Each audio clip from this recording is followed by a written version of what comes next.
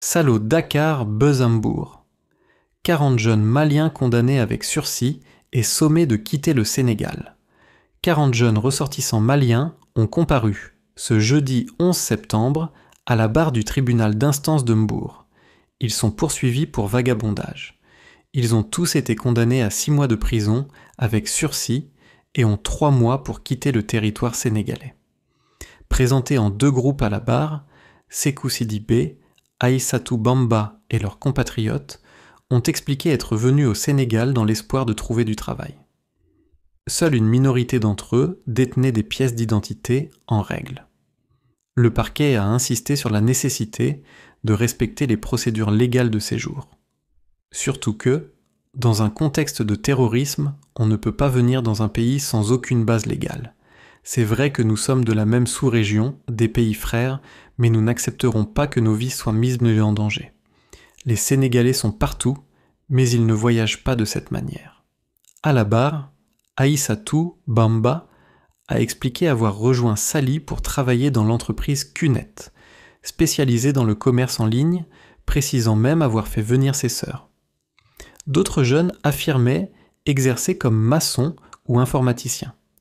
Tous disent avoir choisi le Sénégal, pays de la Teranga, dans l'espoir d'y trouver une opportunité professionnelle.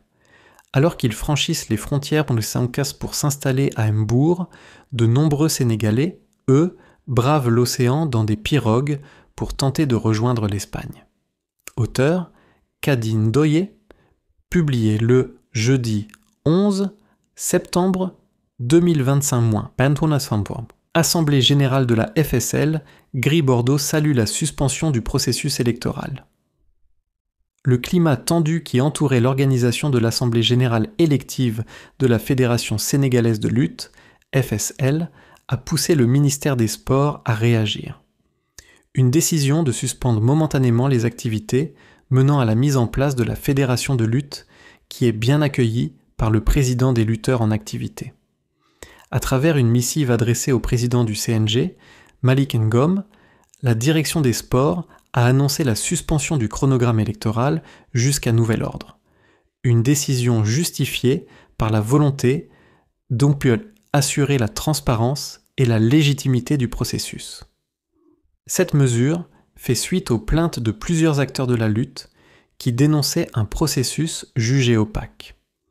Dans une déclaration partagée sur les réseaux sociaux, Gris Bordeaux, président de l'Association nationale des lutteurs, a salué la décision du ministère. Nous saluons la décision des autorités. C'est un choix responsable qui garantit la transparence et l'impartialité, a-t-il affirmé.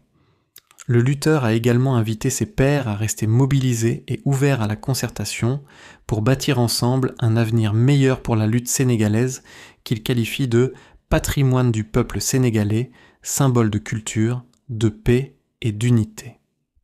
L'Association des lutteurs en activité compte rapidement échanger avec le président du CNG afin de renforcer le dialogue et garantir un processus électoral consensuel.